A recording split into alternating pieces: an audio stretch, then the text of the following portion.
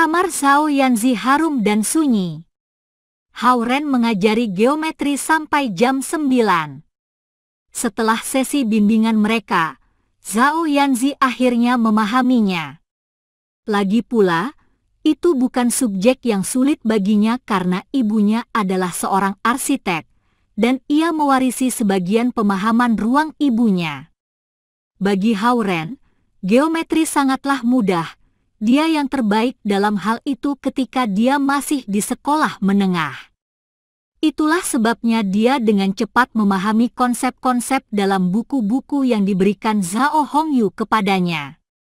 Begitu sesi bimbingan selesai, Zhao Yanzi hampir mendorongnya keluar dari kamarnya. Tangan kecilnya yang mendorong punggung Hao Ren lembut, tetapi tangannya tegas. Aku pergi ke Istana Naga untuk berkunjung besok. Apa kau mau ikut?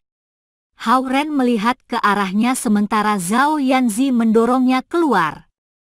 Tidak, aku tidak akan pergi. Zhao Yanzi menggelengkan kepalanya tanpa ragu-ragu.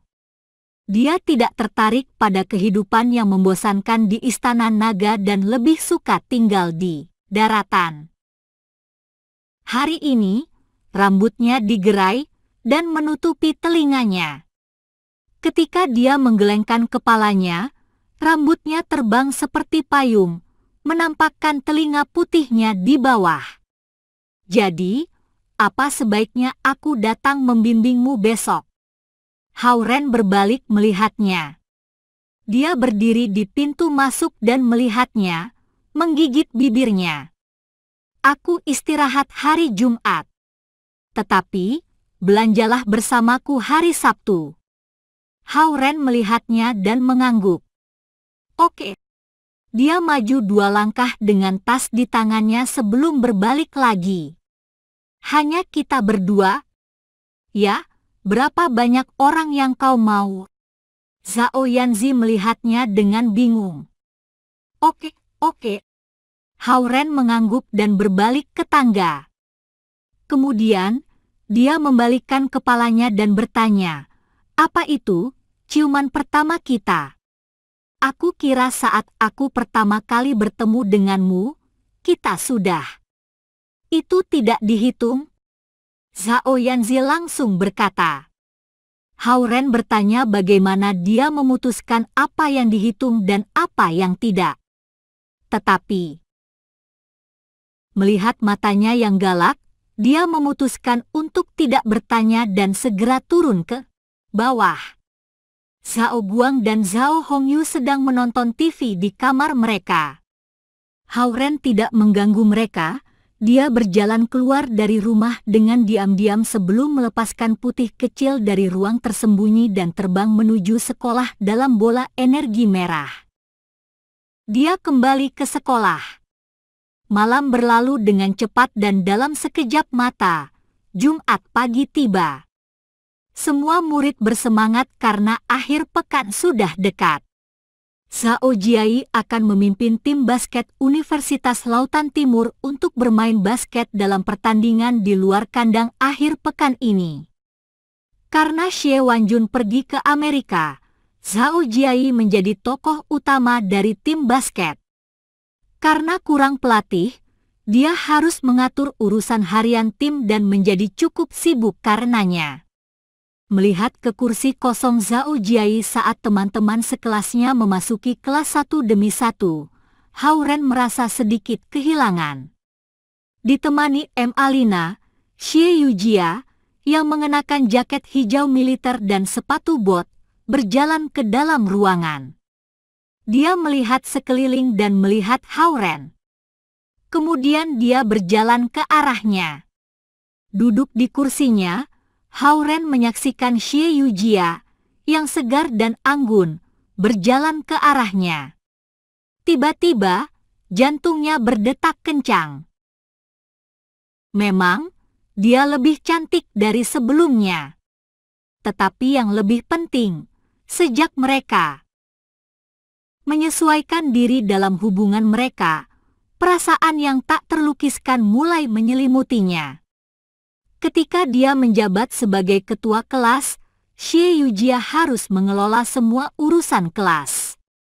Sejak dia berhenti dari posisi itu, dia memiliki aura yang segar dan menyentuh hati seperti angin sepoi-sepoi. Semua cowok di kelas merasa dia orang yang berbeda. Apakah kau bertanya? Bisakah kita mengunjungi Suhan hari ini? Xie Yujia berhenti di depan Hao-Ren. Aroma samar sabun di bajunya melayang ke hidung Hao-Ren. Oh, mereka bilang boleh. Kau bisa pergi bersamaku pulang sekolah, Hao-Ren menjawabnya. Oke. Xie Yujia tersenyum sebelum berjalan kembali ke bagian depan kelas. Di mata orang-orang di sekitar mereka, mereka adalah pasangan yang sempurna. Namun, Hao-Ren tahu bahwa hubungan antara dia dan Xie Yujia adalah hubungan dua kekasih masa kecil yang saling peduli satu sama lain. Kelihatannya mereka kembali ke waktu kakak laki-laki kecil dan wortel kecil dalam satu malam. Setelah kelas pagi berakhir, para siswa semua sibuk bersiap untuk pulang. Karena Zhao Jiai sibuk dengan tim bola basket, keempat teman sekamarnya tidak bisa bersama-sama akhir pekan ini, jadi Hou Liren dan Cao Ronghua telah memutuskan untuk pulang. Xie Yujia berjalan ke samping Hao-Ren dengan tasnya. Aku harus kembali ke asramaku untuk mengambil beberapa barang. Bagaimana denganmu? Tanya Xie Yujia pada Hao-Ren. Kupikir kita akan pergi langsung setelah sekolah, jadi aku meminta Hou Liren untuk membawa buku-bukuku kembali ke asrama. Hao-Ren mencari kunci. Aku menyetir ke sekolah minggu ini, dan aku harus menyetirnya kembali pulang. Oh, aku tidak melihatmu menaiki mobil. Xie Yujia berjalan keluar dari kelas dengan Hao-Ren berdampingan. Aku tidak mau menarik perhatian, kata Hao-Ren. Xie Yujia berbalik untuk melihatnya dan tersenyum manis. Dia menyukai kesederhanaannya. Mereka berjalan ke gedung administrasi, dan Hao-Ren mengantarkan Xie Yujia ke area asrama siswa selatan. Dia parkir di pintu masuk gedung asrama dan menunggunya di mobil. Yah, bukankah ini Hao-Ren? Alina berjalan keluar dari gedung asrama dengan tas besar di bahunya dan melihat Hao-Ren duduk di mobil. Tidak seperti Xie Yujia, dia pulang ke rumah setiap akhir pekan dan membawa semua cuciannya kembali ke rumah. Xie Yujia mencuci dan mengeringkan pakaiannya sendiri dan mendapatkan uang sakunya dengan bekerja selama liburan musim dingin dan musim panas. Hao-Ren melihatnya dan tersenyum. Tidak jelek. Menjemput Yujia dengan mobil. Alina menggodanya. Bagaimana kalau aku memberimu tumpangan? Hao-Ren bertanya padanya. Aku tidak bisa menerima, hanya Yujia yang bisa duduk di dalamnya. Sambil tertawa, Alina berjalan ke gerbang area asrama dengan tas besarnya. Meski dia senang bergosip, dia gadis yang baik. Tidak lama kemudian, Xie Yujia berjalan keluar dari gedung asrama. Dia masuk ke mobil dan bertanya kepadanya setelah beberapa saat mempertimbangkan, apakah ada toko di dekat rumah sakit Suhan. Jika tidak, kau bisa berhenti di sebelah kanan ketika mengemudi keluar dari gerbang, dan aku akan membeli beberapa pisang dan apel. Mendengar perkataannya, Hao-Ren hampir tertawa. Membawa pisang dan apel ke Istana Naga, pikirnya.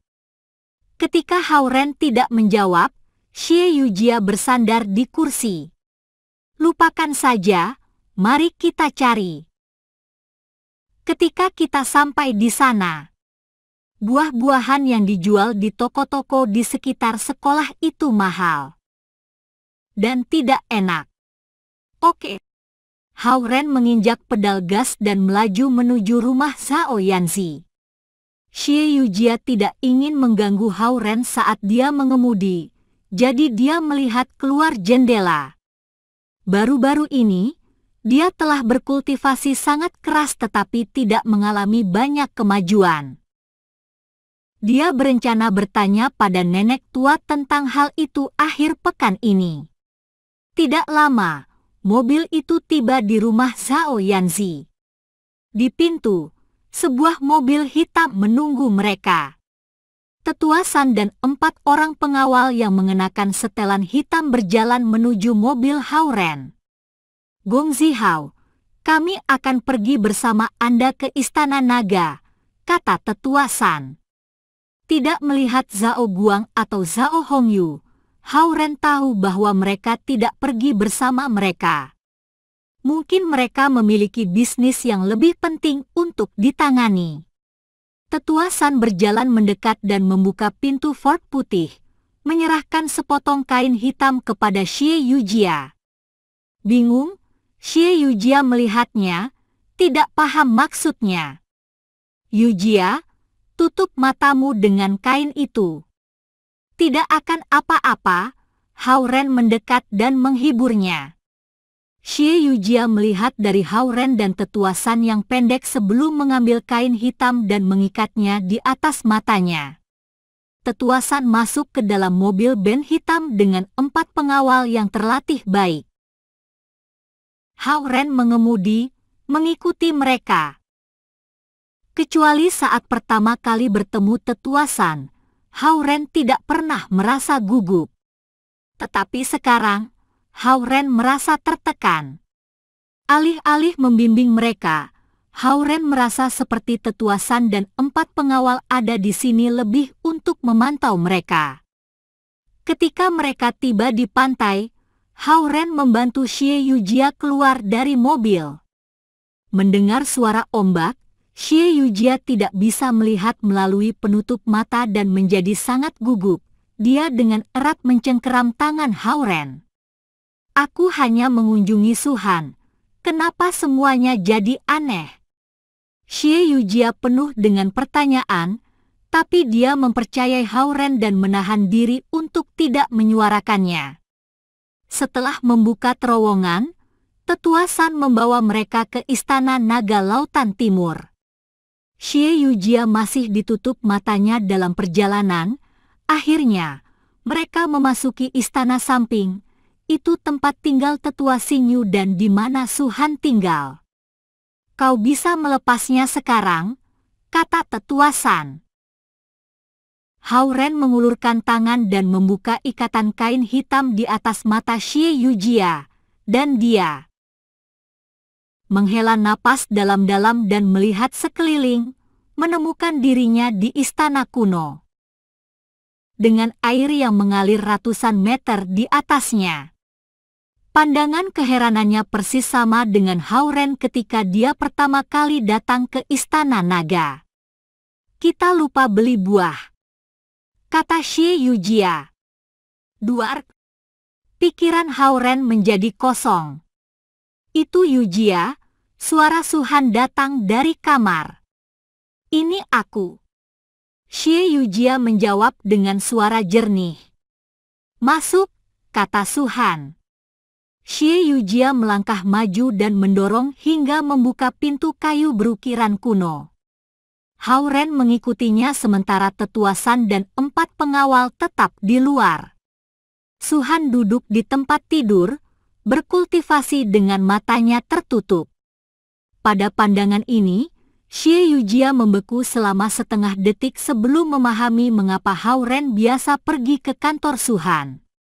Hao Ren memberitahuku bahwa Anda terluka, dan aku ingin datang dan mengunjungimu, katanya dengan suara rendah sambil melihat sekeliling kamar super luas dengan batu-batu indah yang disemen di tanah. Ini hanya cedera ringan. Tidak masalah. Suhan terlihat sangat tenang. Faktanya, Xie Yujia dan Suhan tidak sedekat itu. Xie Yujia ingin mengunjungi Suhan karena kebaikan dan tidak berharap bahwa dia akan berakhir di sini. Oh, satu hal lain. Howren tiba-tiba teringat sesuatu dan mengeluarkan sebuah kotak kecil dari ruang tersembunyi. Dari kotak kecil itu, dia mengambil beberapa bunga merah kecil yang cerah. Ini adalah bunga merah yang kamu sebutkan terakhir kali. Aku menemukannya. Su-han tenang, tetapi matanya langsung berbinar saat melihat bunga merah di tangannya. Bahan utama pil kecantikan. Dia pikir dia harus pergi ke gua teratai salju di gua teratai salju untuk bunga itu, dan mengejutkan bahwa Howren telah menemukan beberapa untuknya. Meskipun dia gila berkultivasi, dia masih seorang wanita, dan semua wanita tertarik pada kecantikan abadi. Di mana kamu mendapatkannya? Su-han pucat karena luka-lukanya, tetapi sekarang wajahnya memerah karena kegembiraan. Aku mendapatkannya secara tidak sengaja. Howren tidak memberitahunya bahwa dia membeli selusin bunga kecil hanya untuk satu batu roh tingkat menengah di konvensi di surga. Kelima, Su-han tidak memaksa. Malah, dia meraih bunga-bunga merah dari tangannya dan bergumam, "Pil kecantikan." Apa itu pil kecantikan? Melihat ekspresi wajah Su-han yang bersemangat, Xie Yujia bertanya. Teringat ada orang lain di dalam ruangan, Su-han berdeham dan memasang wajah yang tenang dan misterius. Oh, pil kecantikan adalah pil yang bisa mempertahankan wajah seseorang terus-menerus. Dengan kata lain adalah pil yang bisa membuat orang muda selamanya. Muda selamanya. Mendengar perkataannya, Xie Yujia tertarik dan penasaran. Dengan bunga merah di tangannya, Su-han berpikir sesaat sebelum berbalik pada Howren. Di lautan timur, siapa yang bisa membuat eliksir? Membuat eliksir. Howren berpikir sejenak dan hanya dapat mengingat Tao kecil Zen. Ada satu, tetapi dia punya kepribadian yang aneh dan jarang membantu kami. Bahkan, setelah membuat sebuah pil untuk klan naga terakhir kali, dia langsung memberitahu kami itu terakhir kalinya dia membantu kami, kata Howren. Su-han membuat perhitungan dan berkata lembut, dengan seorang master eliksir unggulan, bahan-bahan ini dapat membuat 3 pil kecantikan jika berhasil 100%. Dia telah tahu bunga kecantikan tumbuh bersama dengan teratai salju 7 warna di gua teratai salju di Gunung Langit, tetapi dia tidak yakin mereka sudah dewasa atau tidak. Selain gua teratai salju, tempat lain yang memiliki bunga kecantikan adalah surga kelima. Jika dia gagal menemukannya setelah menerobos masuk ke sarang singa salju, dia harus mengambil resiko dan menerobos ke sekte kultivasi di surga kelima untuk menemukannya. Itulah mengapa dia sangat senang saat Howren memberinya lebih dari 12 bunga kecantikan yang sudah dewasa. Sekarang, dia berusia 22 tahun, dan saat dia paling cantik akan dengan cepat berlalu jika dia tidak memakan pil kecantikan. Lagi pula, para kultivator tidak peduli usia tua. Selama seseorang terlihat muda, mereka muda. Bagi Su-han yang ingin mendorong batas kultivasi, itu akan mempengaruhi peningkatan tingkatnya jika dia berusaha mempertahankan kecantikannya dengan kekuatan kultivasinya. Satu-satunya jawaban untuk mempertahankan kecantikannya tanpa mempengaruhi kultivasinya adalah dengan memakan pil kecantikan. Bahkan, pil kecantikan tidak hanya mempertahankan kecantikannya tetapi menjaga tubuhnya dalam keadaan muda juga. Dia akan tetap seorang junior dalam dunia kultivasi selama dia tidak mencapai tingkat naga surgawi. pil kecantikan tidak berguna untuk meningkatkan tingkat, tetapi mereka harta di mata semua kultivator wanita. Hao-Ren cukup pandai. Su-Han punya anggapan yang lebih tinggi untuknya. Kemudian, dia menatap Xie Yujia dan ragu-ragu untuk beberapa detik. Yujia, mastermu bisa membuat ramuan, kan? Nenek tua. Xie Yujia berkedip. Aku tidak tahu. Su-Han tahu kultivator di tingkat formasi jiwa bisa melakukan apa saja di dunia.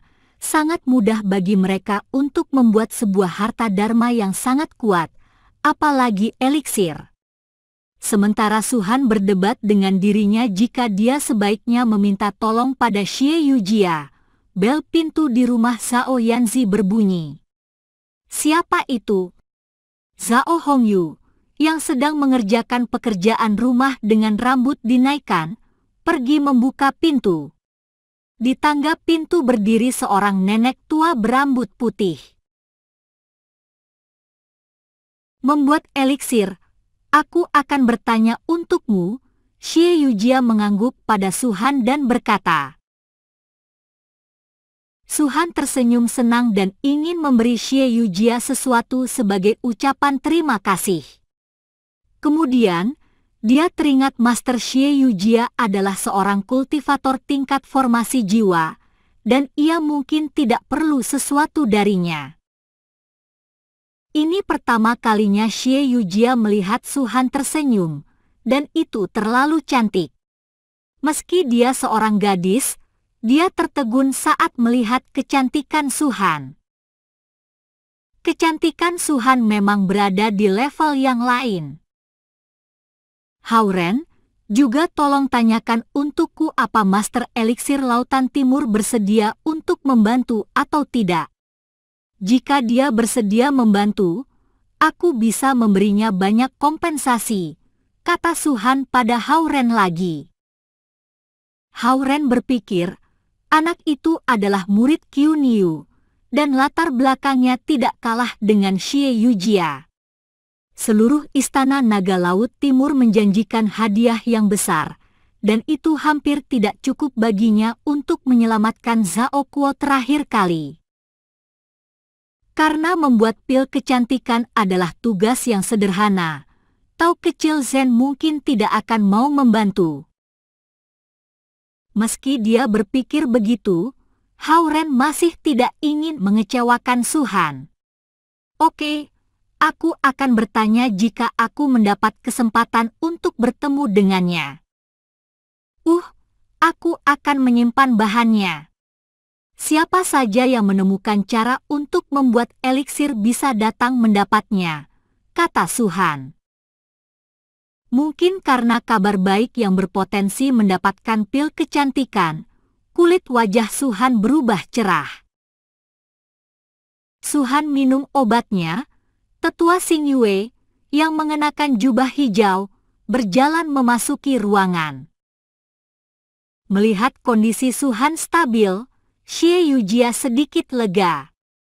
Aku tidak akan mengganggu istirahat Anda lagi. Aku ingin membeli beberapa suplemen tadinya, tetapi tidak ada waktu yang tepat.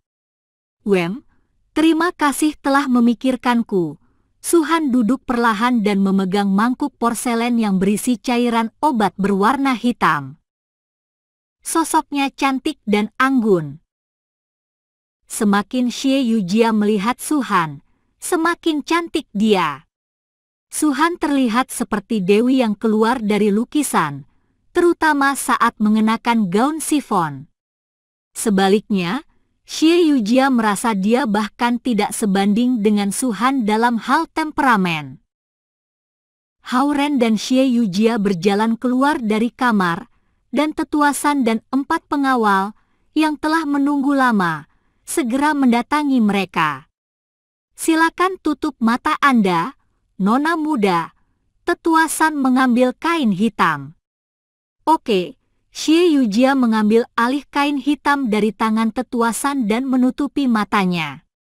Dia baik hati, tetapi itu tidak berarti dia tidak sensitif. Dia bisa merasakan kewaspadaan dari Tetua San dan mata keempat pengawal itu. Tempat ini bukan tempat seharusnya dia berada. Akan ada struktur kecil dalam 5 langkah dan sebuah paviliun dalam 10 langkah.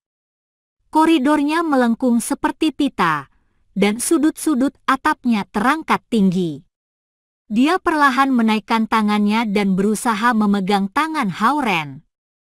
Hao-Ren menggenggam tangannya yang sedikit berkeringat karena gugup, dan diantar keluar istana ini. Menutup matanya dan menyerahkan kendali dirinya ke orang lain memerlukan kepercayaan penuh. Ada terlalu banyak ketidakpastian dan potensi bahaya di depan mereka. Namun, Xie Yujia merasa lega saat Hao-Ren memimpin jalan. Meski dia tidak bisa melihat apapun, selama Hao-Ren ada di sana untuk membimbingnya, dia bisa keluar dari segala situasi. Hao-Ren menarik Xie Yujia dengan lembut dan merasakan segala macam emosi menjadi satu.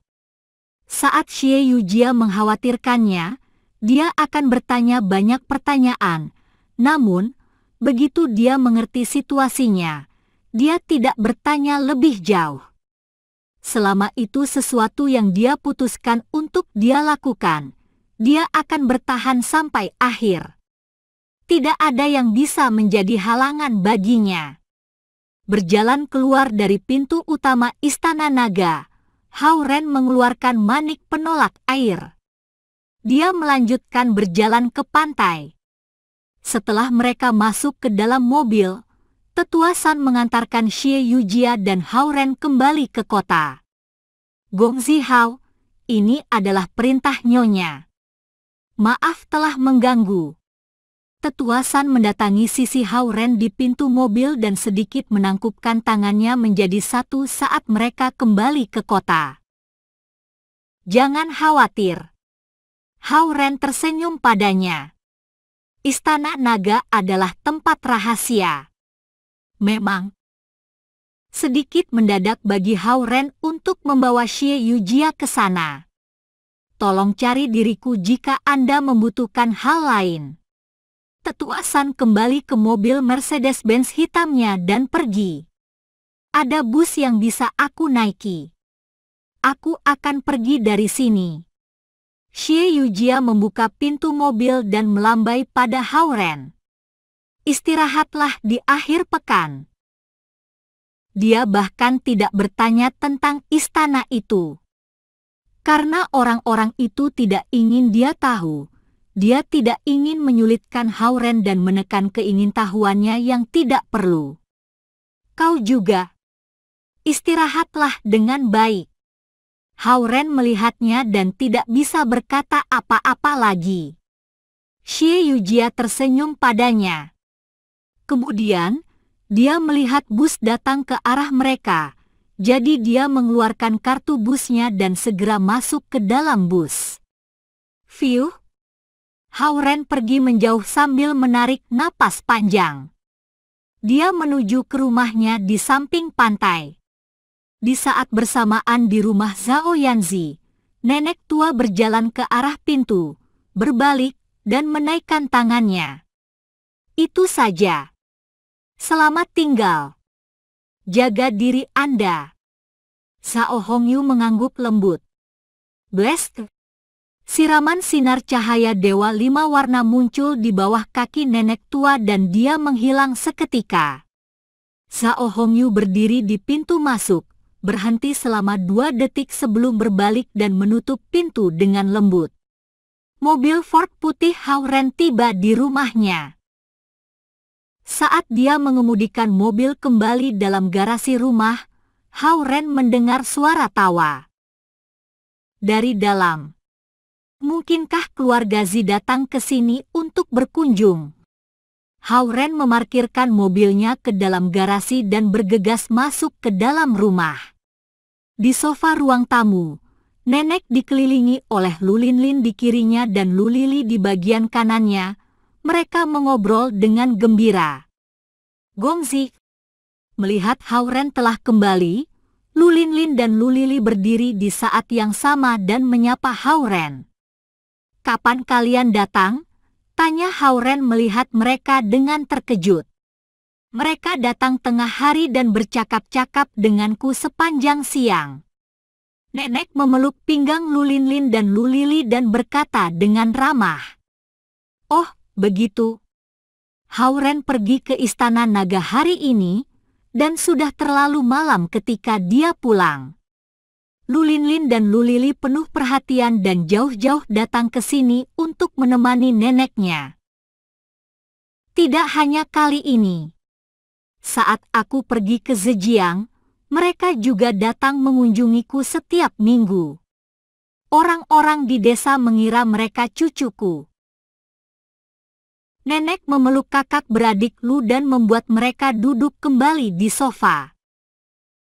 Lu Linlin dan Lu Lili tidak hanya cantik dan memiliki bentuk tubuh yang bagus, yang paling penting, mereka berhati baik dan tahu bagaimana cara menyenangkan orang-orang tua. Sehingga, nenek sangat menyukai kedua pendatang baru ini.